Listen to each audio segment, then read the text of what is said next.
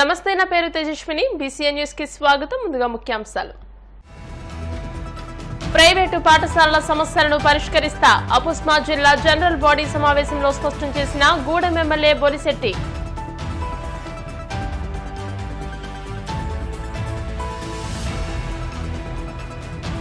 ముంబై సినీ నటి కాదంబరి జత్వానీ తీవ్ర ఆరోపణలు.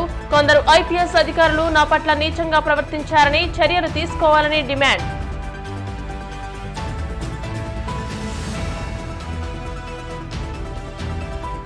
విశాఖలోని గాజువాక డిపో వద్ద కొలువైన 75 అడుగుల భారీ బెల్లం వినాయకుడు స్వామిని దర్శించుకుని తరించిపోతున్న భక్తజనం.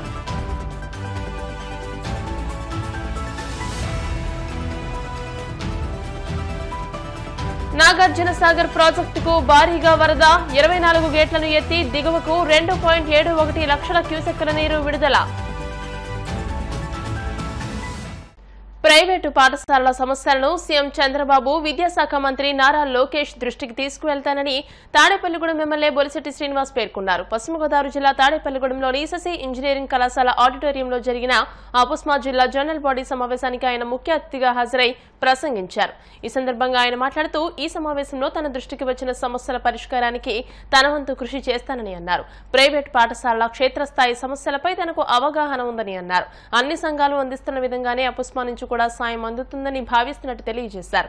ఈ సమావేశంలో తణుకు ఎమ్మెల్యే ఆర్మిల్లి రాధాకృష్ణ, ఉంగుటూరు ఎమ్మెల్యే పచ్చమట్ట ధర్మరాజు, అపుస్మా రాష్ట్ర గౌరవ అధ్యక్షులు బూరుగుపల్లి వేణుగోపాలకృష్ణ, రాష్ట్ర అధ్యక్షులు రామచంద్రారెడ్డి, జిల్లా అధ్యక్షులు పాపారావు, జిల్లా కోశాధికారి ఏవివి సుబ్బరాజు, సుంకర శ్రీనివాస్ తదితరులు పాల్గొన్నారు.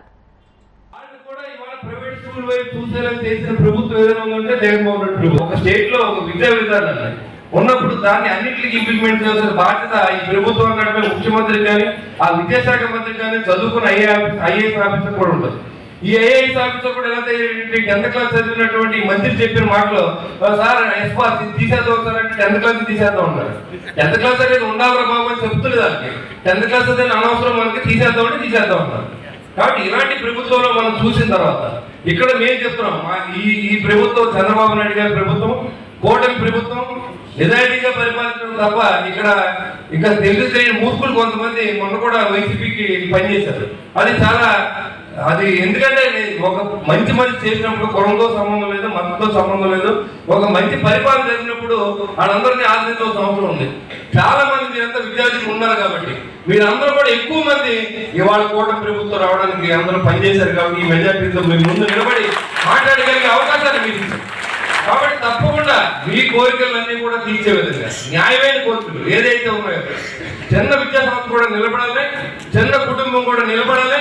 ఒక శశి విద్యా సంస్థలో లేకపోతే ఇంకో సంస్థలో కాదు, వాళ్ళు ఎలాగైనా నిలబడగలిగారు. కాబట్టి వాళ్ళు ఎన్నో సంవత్సరాల ప్రయత్నం ఈ రోజు ఈ స్థాయిలోకి వచ్చారు. మీ జిల్లా రిప్రజెంటేషన్ మేము కూడా మెంబర్గా వచ్చి మీ కష్టాలను కూడా తెలియజేస్తామని కూడా మీకు తెలియజేస్తా ఉన్నాం.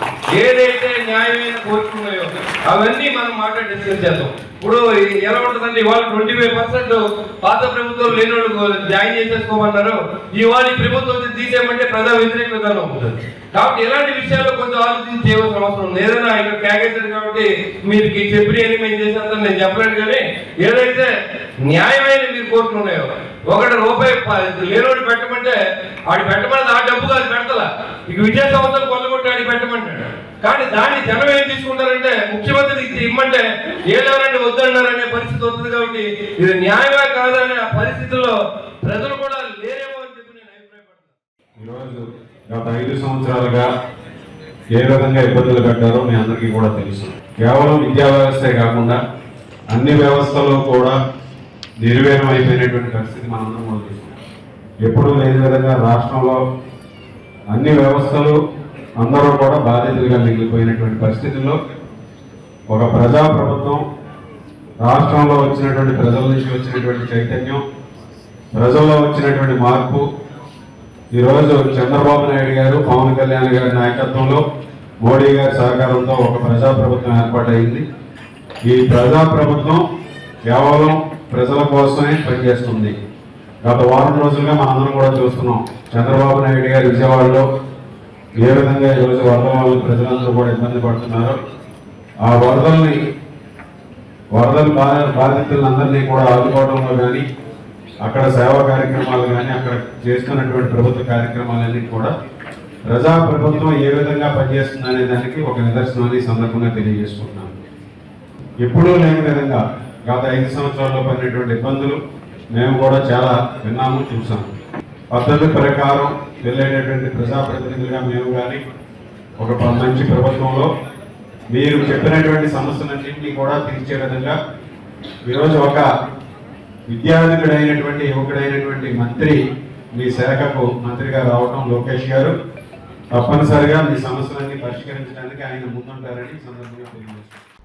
కొందరు ఐపీఎస్ అధికారులు తన పట్ల నీచంగా ప్రవర్తించారని ముంబై సినీ నటి కాదంబరి జత్వాని ఆవేదన వ్యక్తం చేశారు. విజయవాడలో ఆమె మీడియాతో మాట్లాడుతూ కుక్కల విద్యాసాగర్ ఫిర్యాదుతో అక్రమంగా వ్యవహరించిన పోలీస్ అధికారులపై చర్యలు తీసుకోవాలని కోరారు. ఆనాటి పోలీస్ అధికారులు విద్యాసాగర్ కు ఎందుకు కొమ్ము కాశారని ప్రశ్నించారు. వరదల వల్ల పోలీసులు చాలా బిజీగా మారిపోయారని, ఏపీ ప్రభుత్వం పోలీసులు న్యాయం చేస్తారనే నమ్మకం తనకు ఉందని జత్వాని పేర్కొన్నారు. సోషల్ మీడియాలో తనపై అసత్య ప్రచారం చేస్తున్నారని, అందులో నిజం లేదని, ప్రతి ఒక్కరూ తనకు అండగా నిలవాలని మహిళా సంఘాలందరికీ జత్వాని విజ్ఞప్తి చేశారు. So 18 criminal cases I showed you till 2015 and allegations against me. Telugu film actress Kadambari Jethwani and Malav Dani are now a couple. Social media, question mark. So on the basis of rumors on social media, these people are going all out, harassing me, character assassinating me, that this woman knows industrialists. Okay, why you jealous? You know, there was no criminal complaint ever against Malav Dani, or Malav Dani never filed a criminal complaint against me. This poor little 46-year-old baby that claims to be blackmailed by me, Vidyasagar, come to Hyderabad, kiss. Let me know when you are going to Kashi, I'll inform them of darshan. So he takes my Aadhaar card, then he forges them and puts it all over social media. And this is my last text to him: go die in the underworld where you originate from. I knew he's from the underworld. And this device auto-destructs value-sucking bots. These are evidence, sheer evidence. He has a collage of all my pictures from 2009 sending me in 2020. All my pictures. I don't have so many pictures of mine. So either this man is maliciously, compulsively obsessed with me or wants to murder me and my family. You have to decide. But no way is this 46-year-old baby with 18 and more criminal cases who's missing me and asking me to come to Hyderabad. No way is he blackmailing. So these police officials. Srikalahasteeswara ఆలయంలో గణపతి స్వామివారి సన్నిధానం వద్ద అర్చకులు విశేష పూజలు చేశారు. ఈ సందర్భంగా దేవస్థానం వేద పండితులు వేద మంత్రాలతో గణపతి హోమాన్ని నిర్వహించారు. అనంతరం ప్రత్యేక పూజలు నిర్వహించారు. ఈ కార్యక్రమంలో శ్రీకాళహస్తి ఆలయ ఈవో మూర్తి, ఆలయ అధికారులు, అర్చకులు, వేద పండితులు పాల్గొన్నారు.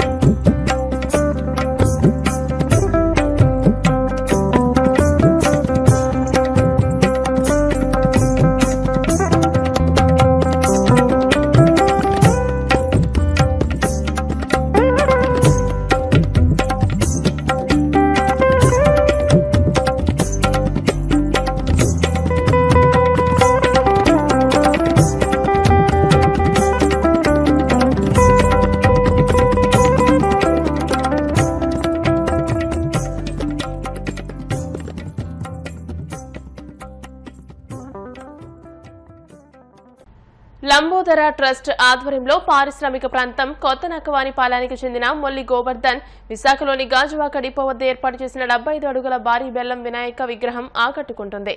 ఈ వినాయకుడి విగ్రహానికి 20,000 కేజీల బెల్లం కుందులతో 24 అడుగుల వెడల్పుతో రూపొందించారు. రాజస్థాన్ నుండి ఈ బెల్లాన్ని తెప్పించారు. ఈ విగ్రహం తయారీకి సుమారు 2 నెలల సమయం పట్టింది.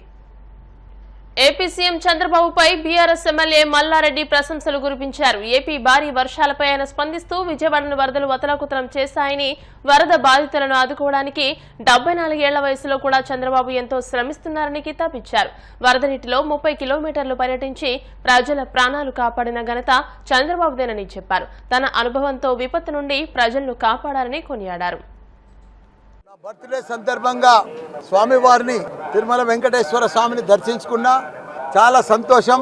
ఎందుకంటే భగవంతుడు నాకు ఏది మొక్కినా అన్నీ కూడా పర్ఫెక్ట్గా మంచిగా మెడికల్ కాలేజీలు కానీ ఇంజనీరింగ్ కాలేజీలు కానీ పర్ఫెక్ట్గా ఎంపీ కానీ మినిస్టర్ కానీ మళ్ళీ ఇప్పుడు ఎమ్మెల్యే కానీ ఇవన్నీ కూడా ప్రసాదించిండు ఆ భగవంతుడు. ప్రతి వైకుంఠ ఏకాదశికి కూడా వస్తా. ఇప్పుడు కూడా మంచి యూనివర్సిటీ ఇచ్చిండు కాబట్టి నేను నడుచుకుంటూ ఎక్కినా, గుండు కొట్టించుకున్నా, భగవంతుని మొక్కు చెల్లించుకున్నా. ఏది ఏమైనా ఆంధ్రలో కూడా మన చంద్రబాబు నాయుడు ప్రభుత్వం వచ్చింది. ఇంత పెద్ద తుఫాన్ వచ్చినా విజయవాడ అంతా అతలం కుతలం అయినా కానీ 74 ఏళ్ళ సంవత్సరంలో వయసులో కూడా పెద్ద ఎత్తున అక్కడనే ఉండి ఎంత ప్రమాదం ఉన్నా ప్రజలకు ఎన్ని ఇబ్బందులు వచ్చినా ఆయన నీళ్ళలోనే వాటర్లోనే 22-30 కిలోమీటర్లు తిరిగి ప్రజలను కాపాడిన ఘనత ఆయన ఎక్స్పీరియన్స్ తోటి అదంతా కూడా గొప్ప ఎత్తున కాపాడి చంద్రబాబు నాయుడు. ఆయనకు కూడా ధన్యవాదాలు. వర్షాలు కూడా తక్కువ కావాలి. మా తెలంగాణలో కూడా ప్రజలందరూ కూడా ఆరోగ్యంగా ఉండాలి. వర్షాలు చాలా పెద్ద ఎత్తున పడి చాలా ఇబ్బందికరమైనాయి. రైతులు కూడా ఎవరు కూడా ఆత్మహత్య చేసుకోవద్దు. తెలంగాణలో అందరూ కూడా మా కేసీఆర్ గారు కేటీఆర్ గారు మంచి అభివృద్ధి చేసిండ్రు తెలంగాణను. ఇక ముందు కూడా తప్పకుండా వాళ్ళు చేస్తారని కూడా మనం చేస్తాం. ఇప్పుడు కాసేపు ప్రకటనలు.